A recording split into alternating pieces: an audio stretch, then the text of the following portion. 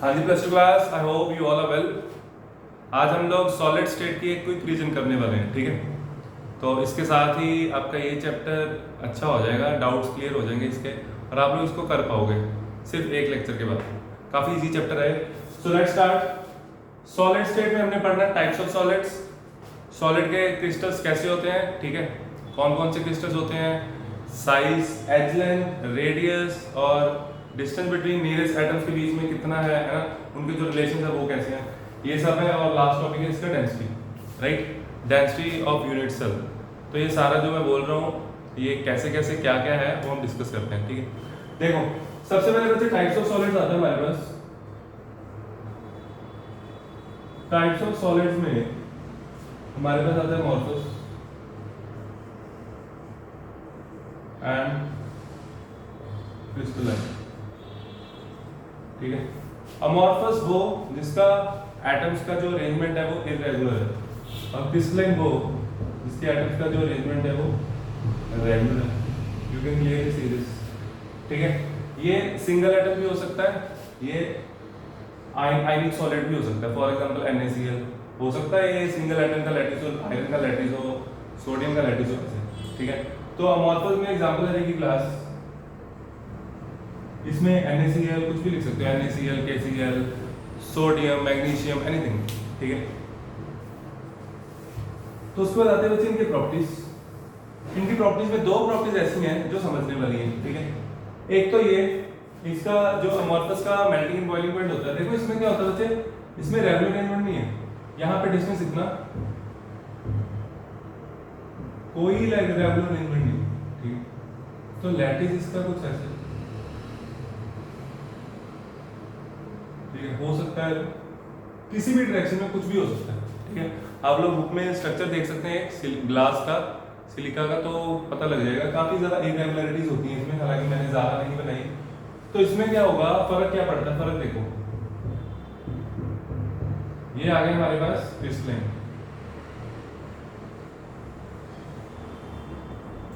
तो क्रिस्टलाइन में आप लोग देख सकते हो कि काफी ज्यादा सिमेट्रिक है इसमें, है ना। तो इसको जब मैं मेल्ट करूंगा तो यहाँ पे इनकी स्ट्रेंथ है सेम, तो इसका जो मेल्टिंग एंड बॉइलिंग पॉइंट होता है क्रिस्टलाइन का वो होता है sharp. Sharp means at a certain point. मान लो 180 पे मेल्ट होता है कोई सॉलिड, ठीक है, तो ये 180 पे ही मेल्ट होगा, ठीक है। इसमें क्या होता है, धीरे धीरे ग्रेजुअली वो मेल्ट होना शुरू हो जाता है, और इसमें एक पर्टिकुलर पॉइंट पे ही मेल्ट होता है, ठीक है। तो ये था मेल्टिंग एंड बॉइलिंग पॉइंट, यानी मेल्टिंग पॉइंट, यानी कि इनका मेल्टिंग पॉइंट शार्प होता है, इसका नहीं होता। बच्चे इसके बाद एक प्रॉपर्टी आती है आइसोट्रोपी एंड एनिसोट्रोपी। आइसोट्रोपी एनिसोट्रोपी, इसका मतलब देखो क्या, मान लो हमारे पास एक क्रिस्टलाइन सॉलिड है, थोड़ा सा पास कराऊंगा मैं, समझ आ जाएगा। देखो बच्चे, इसमें जब मैं कोई भी प्रॉपर्टी मेजर करता हूँ, मान लो कंडक्टिविटी मेजर करता हूँ, तो हो सकता है मैं इधर से जाऊं, हो सकता है मैं एटम्स के ऊपर से निकल जाऊं, है ना। तो आयंस आपस में ये एटम्स आपस में टकराते हैं, यहाँ पे इसका पाथ रुक रहा है, यहाँ पे ये फ्रीली आ रहा है इधर इस तरफ, है ना। तो मतलब कहने का ये, जब जैसे आइसोट्रोपी में क्या होता है, रैंडमली पड़ा होता है सब कुछ, इसमें अमॉर्फस में सब कुछ रैंडमली पड़ा होता है। मैं इधर से प्रॉपर्टी कोई भी मेजर की तो मेरे को उतने ही एटम्स टकराने की संभावना है ना। अगर मैं इस तरफ से मेजर करूं तब भी कुछ ऐसा ही होगा। तो अमॉर्फस में क्या होता है, ये वाली जो प्रॉपर्टीज होती हैं हर एक डायरेक्शन में सेम होती है, जैसे कि रिफ्रैक्टिव इंडेक्स हो गया, कंडक्टिविटी हो गई, लेकिन बच्चे इसमें चेंजेस आती हैं, ठीक है। इसमें चेंजेस आती हैं क्योंकि इसका जो क्रिस्टल लैटिस है वो उसमें सिमेट्री होती है, किसी एक डायरेक्शन में कुछ होगा। अगर मैं अलग से डायगोनल आऊंगा तो हो सकता है उसमें कुछ अलग रहे। आप लोग देख सकते हो इसमें एटम्स जो है वो बीच में आ रहे हैं, इसमें एटम बीच में नहीं आ रहे, तो उसके कारण प्रॉपर्टीज डिफरेंट होती हैं, और जब प्रॉपर्टीज डिफरेंट हो उस प्रॉपर्टी को बोलते हैं एनिसोट्रोपी। आइसोट्रोपी रीड मारनी, डेफिनेशन है एक सिंगल 1 मार्क की, रीड कर लेना, ठीक है।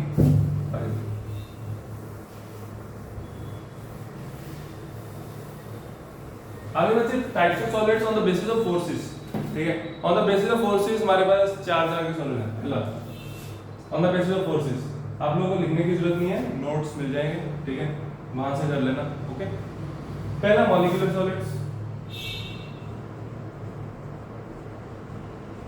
आयनिक सॉलिड्स,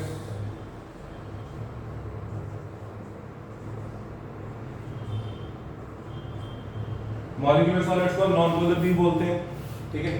और इसके बाद जो है हमारे पास दो कैटेगरी, उसमें एक आएगी आयनिक हो गया, एक आएगा covalent and other is metallic. Metallic covalent, covalent network. ये मैंने नेटवर्क वर्ड इसलिए लिखा बच्चे क्योंकि कोवेलेंट तो यहाँ पे भी होता है, ठीक है। जो मॉलिक्यूलर सॉलिड्स होते हैं इनको बोलते हैं नॉन पोलर, ये नॉन पोलर के बीच में होती है। फॉर एग्जांपल CO2, CO2 हालांकि गैस है, इसको हाई प्रेशर पे लो टेम्परेचर पे अगर हम इसको कंप्रेस करते हैं तो सॉलिड बन जाएगा, ठीक है। इसी तरह I2 नॉन पोलर सॉलिड, ठीक है, सॉफ्ट सॉलिड, वेरी सॉफ्ट। आयनिक सॉलिड्स, आयन से बीच में इंटरेक्शन होती है ऐसे। Metallic solids, sodium, magnesium, metals जो होते हैं, ठीक है, आयरन। मेटल्स के बीच में फोर्सेस कौन सी होती हैं? मेटालिक फोर्स, ठीक है। कहां से आती है वो देखो, एटम, एटम। किसी ने सोचा कभी मेटालिक फोर्स क्या होती है? मॉलिक्यूलर फोर्स हमें पता है, इसमें इंस्टेंटेनियस डायपोल बनता है, आपको पता होएगा, ठीक है। आयनिक सॉलिड में आपको दिख रहा है यहाँ पे फोर्सेस आ जाएंगी। इसमें क्या हो रहा है? मेटालिक में क्या होता है बच्चे? मेटालिक में एक का न्यूक्लियस दूसरे के वैलेंस इलेक्ट्रॉन को खींचता है, एक का न्यूक्लियस दूसरे के वैलेंस इलेक्ट्रॉन को खींचता है, एक का न्यूक्लियस दूसरे के वैलेंस इलेक्ट्रॉन को खींचता है। तो उससे क्या होता है? एटम्स बाउंड रहते हैं, ठीक है। तभी हमने डी ब्लॉक में पढ़ा था, वहाँ पर मैंने बताया होगा, ठीक है, कि जितने ज़्यादा वैलेंस इलेक्ट्रॉन होते हैं उतनी ज़्यादा मेटालिक बॉन्डिंग किया था, ये रीज़न होता है, ठीक है। चलो अब हम आगे चलते हैं कोवेलेंट नेटवर्क। कोवेलेंट नेटवर्क में आ जाएगा जैसे डायमंड, ग्रेफाइट, इनको याद नहीं करना, एग्जांपल्स पता होनी चाहिए बस, राइट। अब मैं आगे चलता हूं यूनिट सेल पे।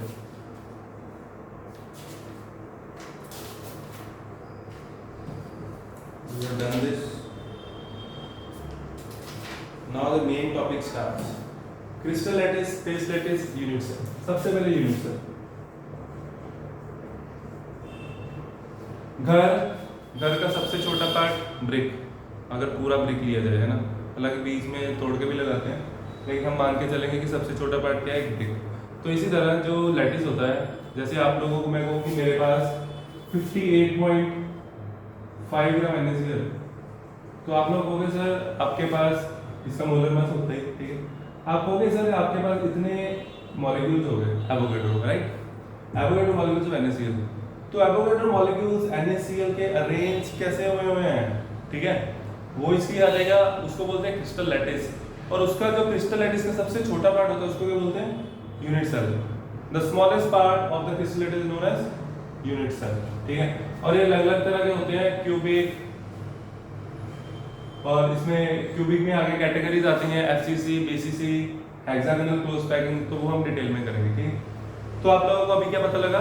Unit cell. यूनिट सेल होता है बच्चे सबसे छोटा पार्ट इसका क्रिस्टल लैटिस का। यूनिट सेल को रिपीट करते जाओ तो घर बन जाएगा, और उस घर को क्या बोलना है? Crystal lattice, right.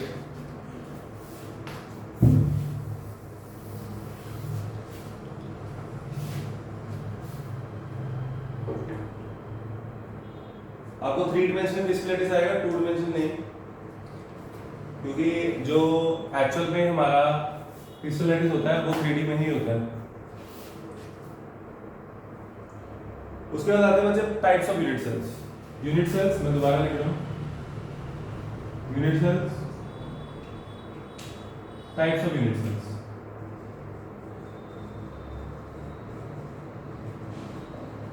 Primitive,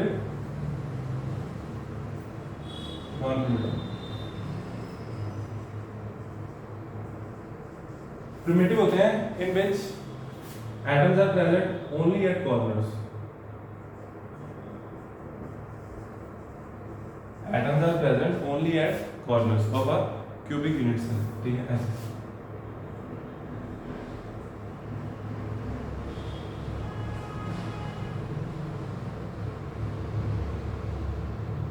atoms कहाँ है? सिर्फ कॉर्नर पे, और हमारे पास 8 कॉर्नर होते हैं, ये हम आगे जाके भी डिस्कस करेंगे। Non primitive, in addition to corners लिखना नहीं है, सिर्फ देख लो बच्चे। In addition to corners atoms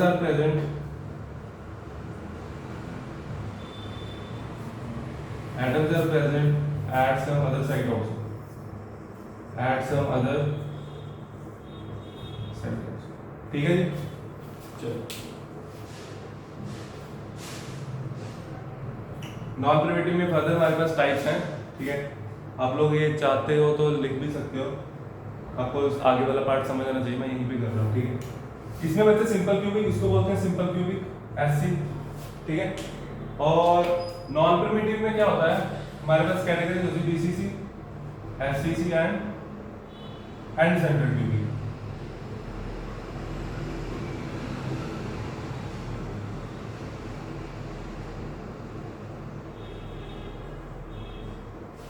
BCC में क्या होता है, इन एडिशन टू कॉर्नर्स,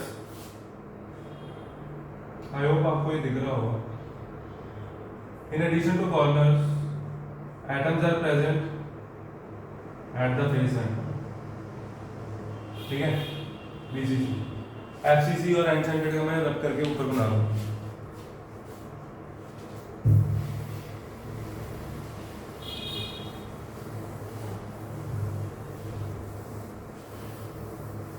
थोड़ा फास्ट और फास्ट करना पड़ेगा मेरे को। एफसीसी यहीं पे मैं बच्चे और आगे का भी करा रहा हूँ। फिर देखो, सिंपल क्यूबिक, एक यूनिट सेल में कितने एटम होते हैं हमें ये भी करना है, मैं वो करा रहा हूँ, ठीक है। ये दोनों टॉपिक सेम से हैं, दोबारा बनाना पड़ना था, एक बार में हो जाएगा। देखो सिंपल क्यूबिक अभी हमने बनाया था, मैं दोबारा बना रहा हूँ। क्यों बना रहा हूँ आपको पता लग जाएगा।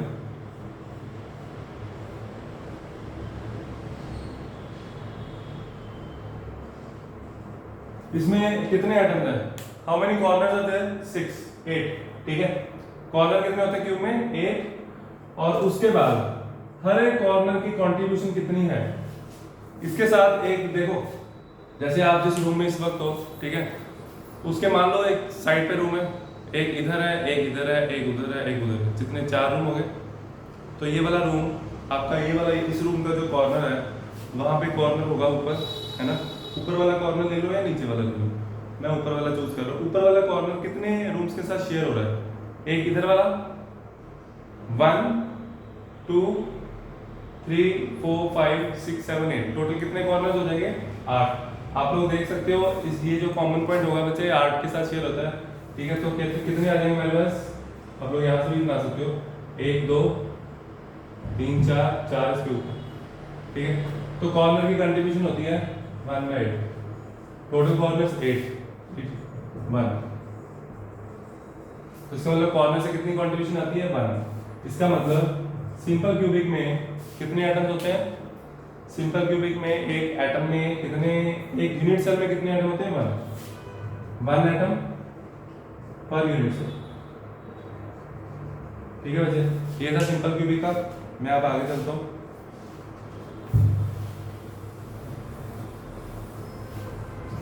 सिंपल क्यूबिक के बाद बीसीसी, बीसीसी में एक एटम, ये जो आपका रूम है यहाँ के बीच में सेंटर में पड़ा है ना, तो 8 × 1/8 प्लस 1 उसका कंप्लीट ही है ना, तो 2 एटम्स पर यूनिट, ठीक है। अब मैं ये बीसीसी हो गया बच्चे, अब हम करते हैं एफसीसी। यहाँ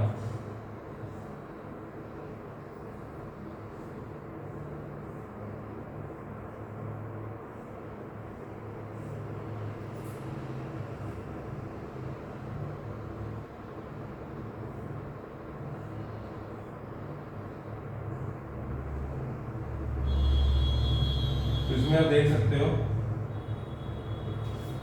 कि एफसीसी में क्या होता है, atoms are present at corners and each face. Face ये होता है वैसे 6 faces, there are 6 faces in FCC, ठीक है। पहला फेस, दूसरा फेस, एक पीछे वाला, एक सामने वाला, ये सामने वाला, ये पीछे वाला, 4, एक इधर वाला, 5, ठीक है। Total faces 6। अब अगर मैं फेस के बीच में सेंटर में एटम लगा दूं तो आधा इस तरफ रहेगा, आधा उस तरफ, तो कंट्रीब्यूशन कितनी है, हाफ। तो एफसीसी में कॉर्नर पे तो है ही है, 8 × 1/8 तो सब में आएगा, plus 6 × 1/2, 3 + 1 4 atoms per unit cell.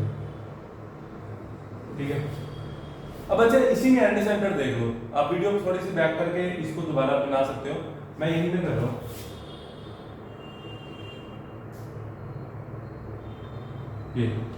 ये बन गया एंड सेंटर। क्या बन गया? End centre. एंड सेंटर और एक्सिस में फर्क देखो क्या है, atoms are present at one of the opposite faces, खत्म। ठीक है, तो क्या आएगा इसमें 8 × 1/8 plus 2 × 1/8 again 2 atoms per unit cell होते हैं एंड सेंटर। ठीक है जी, चलो अब हम आगे चलते हैं।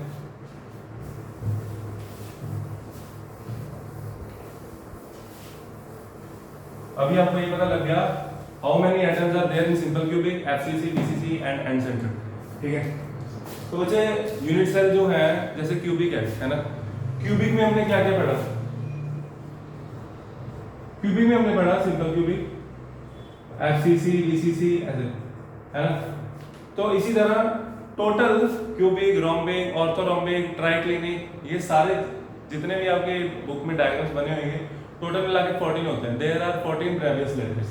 ठीक है, ये सारे नहीं करने होते हैं आपको सिर्फ इतना याद रखना है कि सबसे सिमेट्रिकल क्यूबिक है और सबसे अनसिमेट्रिकल ट्राइक्लिनिक। ठीक है, बस इसके बाद मैं आगे चल सकता हूं। चलो now relationship between edge length, देखो relationship between edge length, radius, d. देखो सबसे पहले सिंपल क्यूबिक, ये आपको पेपर में नहीं आना, सिंपल क्यूबिक नहीं आता।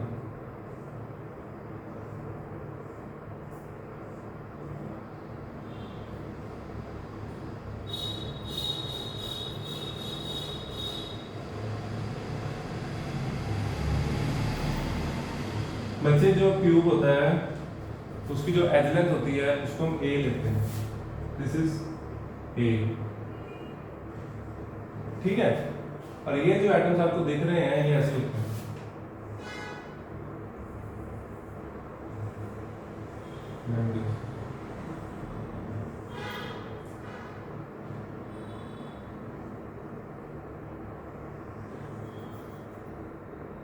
ठीक है, ये ऊपर से अगर देखोगे टॉप व्यू या फ्रंट व्यू भी देखोगे तो 4 एटम ऐसे दिखेंगे, ये आपस में टच में होंगे। ऊपर से देख लो या नीचे से, और आपको ये पता है ये कितना, this is a and this is r, radius of sphere, this is r. From here we get a equals to 2r. और d होता है distance between two nearest atoms। अब मेरी बात सुनना ध्यान से, ठीक है। इसके पास कौन सा है? ये वाला एटम ज्यादा पास है, ये वाला ज्यादा पास है, या ये वाला?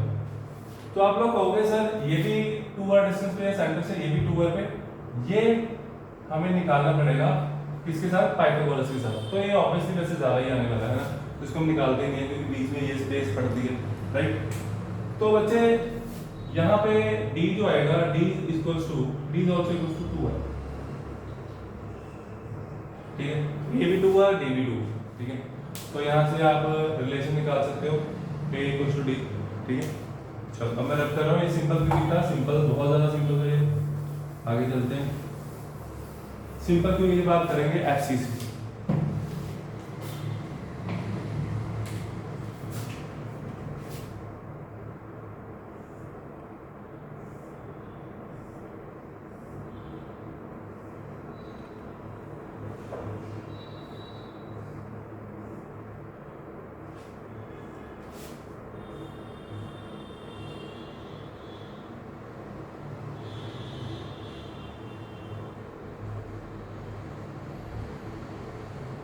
एफसीसी में सारे फेसिस पे होता है एटम, है यहाँ बाकी भी होते हैं, बाकी भी बना लो ये तो। हालांकि हमें इतनी कोई खास जरूरत नहीं है इसकी ना, ये सामने वाला, ये पीछे वाला, ठीक है। तो इसमें क्या होगा बच्चे, इसमें जब आप रिलेशन निकालोगे तो देखो कैसे निकालना है। दिस इज इक्वल्स टू ए, ये आपको पता है ना। यहाँ पे क्या होता है, इसका पहले ऊपर का जो, या ऊपर से आप व्यू देख सकते हो, टॉप व्यू या फ्रंट व्यू, ठीक है। तो वो जब देखोगे आपको कुछ ऐसा दिखेगा, कैसा दिखेगा? ऐसा।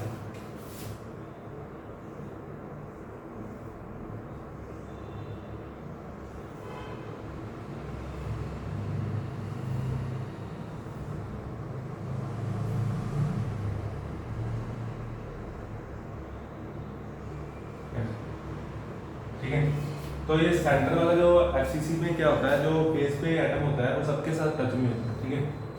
अब यहाँ पे आप साफ साफ देख सकते हो ये कितना है, दिस इज ए, ठीक है, एंड दिस इज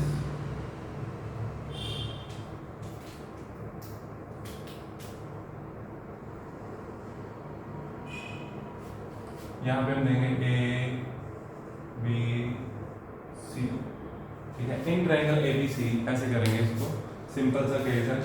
ये कितना, this is equals to a, this is equals to a, diagonal निकालें। चलो, वैसे ज्यादातर सी लेते हैं डायगोनल को, मैंने ए बी ले लिया, ठीक है। आप लोग कुछ याद पता होगा, a b square equals to a c square plus b c square, ठीक है। ए बी कितना, a b square, a c square a square plus a square a b square, a b equals to root, a b equals to root 2 है, 2a square उसका root, ठीक है। तो A B आ गया बच्चे root 2 है, and this is also equals to, you can clearly see this is r, this is 2r, this is r. From the figure, root 2a is also equals to 4r. FCC का जब भी question आए तो root 2a equals to 4r, खत्म, question खत्म, ठीक है। कोई भी क्वेश्चन हो तो यहाँ से a निकालो, a equals to 2 root 2 है, ठीक है। अब हम d भी निकाल लेते हैं, ठीक है। देखो d ये तो सबसे पास नहीं है, ये है, ये 2r है, 2r है, and this is equals to half of diagonal, यानी कि root a by 2, d is equals to root 2a by 2, यानी कि d equals to a by 2। तो ये रिलेशन सिंपल सा है, कुछ खास ही नहीं, सिंपल, वेरी सिंपल। इसको आप कर लेना बाद में, ठीक है, मैं रब कर लूँ। चलो हम आगे चलते हैं, हमारे पास टाइम कम है। यहाँ पे मैं आपको एक और चीज करा देता हूँ। सिंपल क्यूबिक हो गया, ठीक है, एफसीसी हो गया। यहाँ पे पहले एक रिलेशन ड्राइव कर लेते, फिर कर लेते हैं, चलो कोई बात नहीं, हमारे पास टाइम हो जाएगा इसलिए।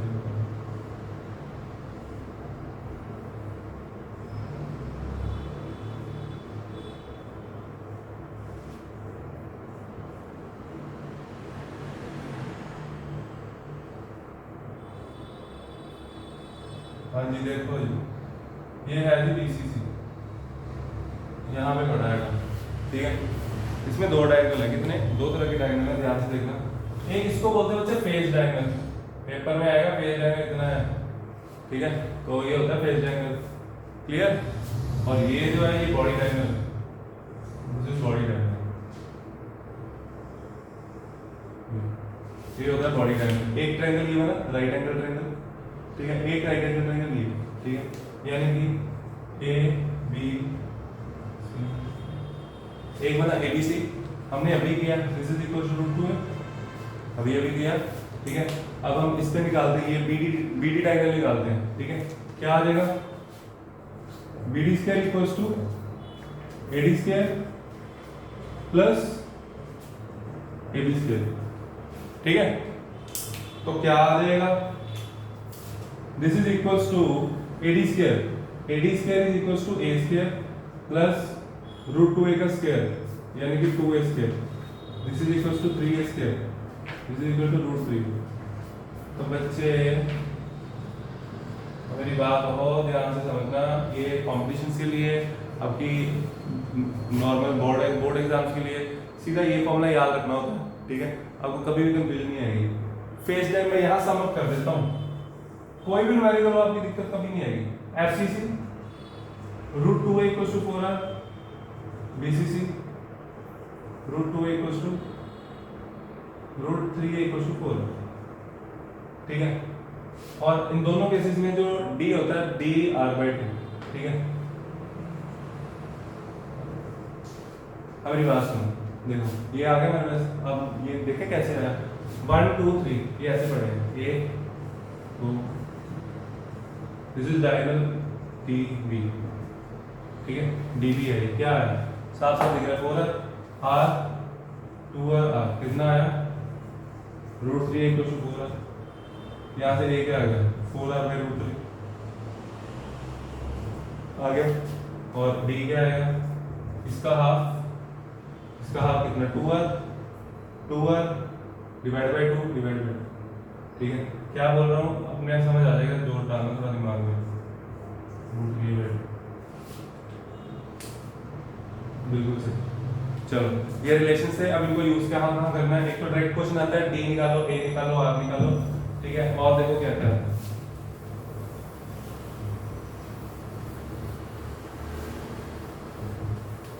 बच्चे एक टर्म होती है पैकिंग एफिशिएंसी। क्या होता है पैकिंग एफिशिएंसी?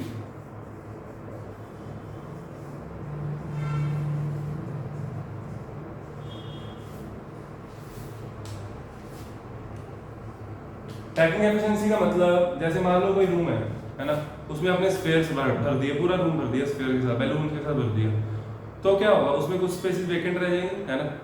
तो कितनी स्पेसेस वेकेंट है, कितना भरा हुआ है, वो निकालना है, ठीक है। तो जैसे यूनिट सेल सिंपल क्यूबिक से शुरू करते हैं। सिंपल क्यूबिक में how many atoms are there in a single unit cell? 1, ठीक है। तो एक एटम का वॉल्यूम ऑफ स्फीयर कितना, S स्टैंड्स फॉर स्फीयर, ठीक है। 4/3 pi r cube, right. Volume of cube packing efficiency, packing fraction निकलेगी पहले वैसे, एफिशिएंसी के लिए इनटू 100 करना, ठीक है।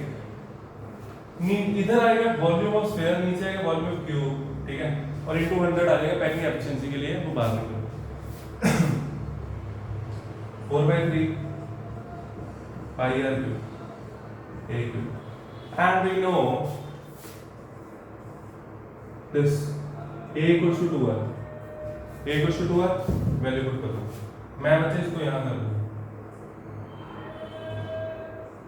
4/3 जिधर मर्जी पुट कर दो वैल्यू, a की जगह पुट कर देते हैं 2r, 8, 2 का क्यूब 8, r क्यूब कैंसिल, तो ये आ जाएगा 0.524, परसेंटेज निकालोगे 52.4 आंसर, ठीक है। चलो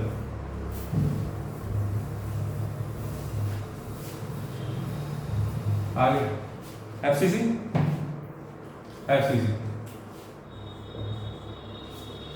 में कितने स्फीयर्स होते हैं हमारे पास? इन एफसीसी हमारे पास स्फीयर होते हैं 4, टोटल वॉल्यूम आ गया 4 × 4/3 pi r cube, volume of cube is again equals to a cube, yes or no? Yes. Now we have packing fraction, ठीक है, that is equals to 16/3 pi r cube upon a cube, and we know for FCC root 2 equals to 4r, यहाँ से a की value निकालो, 2√2r value put कर दो, 16/3 pi r cube 2√2r, 2 का cube 8, √2 का cube 2√2, a cube, sorry r cube cancel, इसको calculate करो, ये आएगा 0.7, ठीक है, यानी कि 74% पैकिंग एफिशिएंसी 74, ठीक है। चलो वो आगे चलते हैं, last piece that is BCC, right. BCC के केस में बच्चे हमारे पास कितने स्फीयर होते हैं? 2 × 4/3 pi r cube volume of spheres, यानी कि वॉल्यूम ऑक्युपाइड बाय स्फीयर्स ना।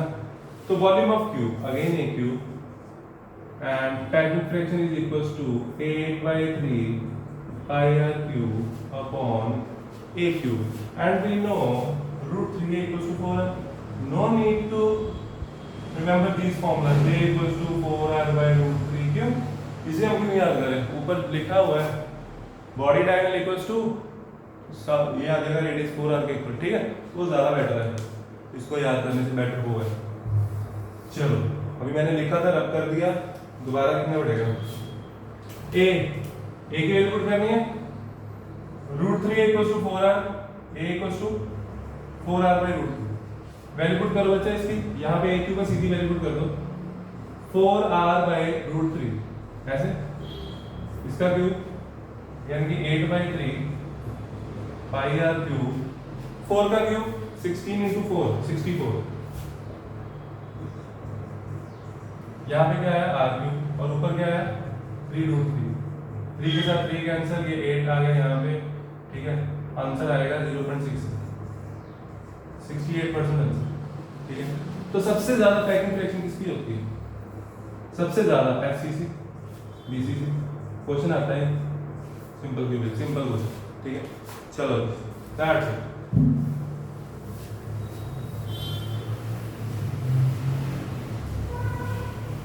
That's all for this lecture। बच्चे टॉपिक और भी हैं, लेकिन आप लोग सैचुरेट हो जाओगे, उसके लिए मेरे को एक नेक्स्ट लेक्चर करना पड़ेगा। यहाँ तक करके अच्छे से करके इसके क्वेश्चंस करो ट्राई, ठीक है, सब समझ आएगा। और जो एक लेक्चर नेक्स्ट हो उसमें हम खत्म करेंगे, ठीक है। All the best.